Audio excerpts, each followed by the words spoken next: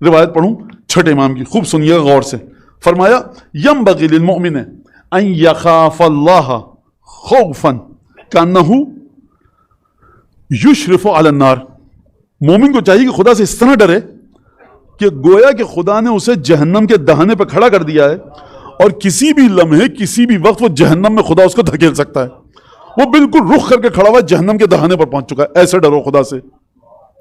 اور پھر فرمایا یرجوہ رجاء کأنہ من اہل الجنہ، اور خدا سے ایسی امید رکھے کہ گویا جنت تو میرا حق ہے ہی. مانا یہ کیسے ہو سکتا ہے؟ دیکھیے کسی عام انسان نے، میں تو یہ حیثیت نہیں کہ وہ اس مسئلے کو حل کرے، تو فضول میں کسی کے دروازے خدا کے لیے مت چلے آئیے گا. ایک ہستی گزری ہے بیچاری، بڑی مظلوم، واقعاً ہمارے ائمہ سارے، بیچارے کا مطلب یہ وہ والا بیچارہ نہیں، بیچارہ بمعنی مظلومیت گزری ہے واقعاً. اس مسئلے کو دیکھنا کہاں پر حل کیا ہے، تو دادا نے حل کیا ہے امام صادق کے. کہاں پر حل کیا ہے؟ دعا ابو حمزہ صومالی میں. وہاں تو پڑھا کچھ نہیں ملا.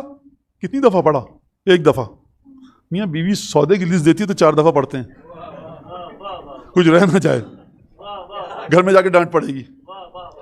اچھا، بہت سے چہرے پہ مسکراہٹ آ رہی ہے، اس کا مطلب ہے کہ بہت سے لوگ اس درد میں مبتلا ہیں. تو آپ کم از کم دعا ابو حمزہ صومالی کو اس طرح، یہ امام سجاد کے الفاظ ہیں روایت کے مطابق. دعا کمیل، یہ 2 یونیورسٹیاں، یہ 2 درسگاہیں، اگر ان سے غافل ہیں تو آپ خوف و رجا کو سمجھ ہی نہیں سکتے. مولانا خوف و رجا پہ آپ درس دیجئے، میں درس دوں. امیر المومنین دے کے چلے گئے، آپ کے گھر میں موجود ہے. اگر امیر المومنین کا کیسٹ ہوتا، کوئی CD ہوتی جس میں آڈیو موجود ہوتی، وہ آپ کیا کرتے؟ دن میں 10 دفعہ سنتے کہ نہیں سنتے؟ سنتے. مولا کی آواز ہے، وہ مولا کے الفاظ ہیں. پڑھیے، درس لینے کے عنوان سے پڑھیے کہ مولا جناب امیر المومنین کس طرح سے خوف و رجا کو جوڑنا ہے. دو ابو حمزہ صومالی خوف و رجا کو کس طرح سے جوڑنا ہے. لہٰذا امام صادق نے فرمایا خوف و رجا کو برابر رکھو. اور کس طرح سے خوف کو رکھو، کس طرح سے رجا کو؟ امید کیسی کہ میں تو جنتی ہوں. خوف کیسا کہ میں جہنمی ہوں. یہ یقین کیجئے، بغیر کسی خطابت کے جوش میں نہیں کہہ رہا، دعا ابو حمزہ صومالی کے ایک ایک لفظ کو اس پر غور کر کے ترجمہ پڑھیے. آپ کا یہ مسئلہ حل کرے گی دعا ابو حمزہ صومالی. کون حل کرے گا؟ آپ کے دعائے کمیل. صبرت علی عذابک فکیف، عجیب ہے جملہ. فرمایا جناب امین نے، پروردگار تیرے عذاب پہ صبر کر سکتا ہوں، لیکن ان نظر الی کرامتک، تو اگر مجھ سے منہ موڑ لے گا اس پر صبر نہیں کر سکتا. پروردگار جہنم کے تیرے شعلوں کی بھڑک ایسی ہے، اس طرح سے مشتعل ہے تیری جہنم کے شعلے، اس میں جس کو بھی ڈال دے گا تیرا وعدہ حق ہے. لیکن پروردگار تو اس کو کیسے ڈالے گا جس کو تو نے خود پروان چڑھایا. یہاں عذاب کا ذکر اور دوسری طرف خدا سے امید. پروردگار اس پر رحم کر لے جس کے پاس سوائے دعا کے کچھ نہیں ہے. سب اختیار تھے. خوف اور رجا ائمہ معصومین کے علاوہ کسی اور اگر ہے بھی تو امپورٹڈ ہے، چرایا ہوا ہے، وہاں سے ادھار لیا ہوا ہے.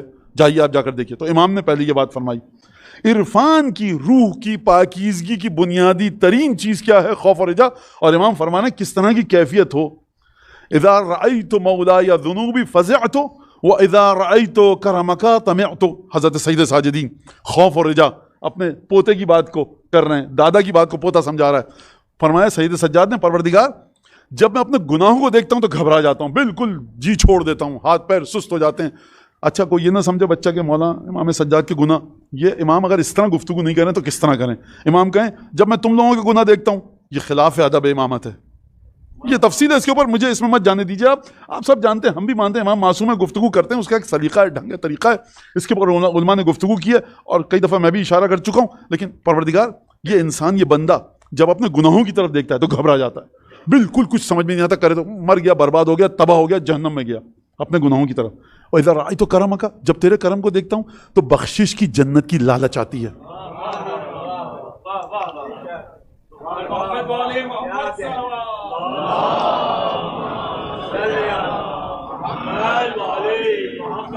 دیکھو آنسو بہاؤ، امام حسین جنت واجب ہو جائے گی. دیکھو ہمارے امام حسین کے قاتلوں پر لعنت کرو، جنت واجب ہو جائے گی. دیکھو پانی پیتے وقت امام حسین کے قاتلوں کو کے اوپر لعنت کرو، سید الشہداء کی پیاس کو یاد کرو. دیکھو ماتم کرو، ہمارے لیے گریا کرو، تماچے لگاؤ، سینہ زنی تمام، ہمارے زائرین کی خدمت کرو، ہمارے ساتھ رہو گے، امام حسین کی زیارت کرتے رہو، ہمارے حجروں میں، کمروں میں جو جنت کے ہمارے پڑوس میں رہو گے. ایک دفعہ مومن کو رجا، امید آتی ہے. ایک دفعہ مومن کہتا ہے اگر قبول نہیں کیا میرے امام نے تو کیا ہوگا. یہ اگر جو ہے یہ آپ کو راہ مستقیم سے دور نہیں کرتا، یہ اگر کہتا ہے مزید محنت کرو کہ اپنے امام کے مزید نزدیک ہو جاؤ.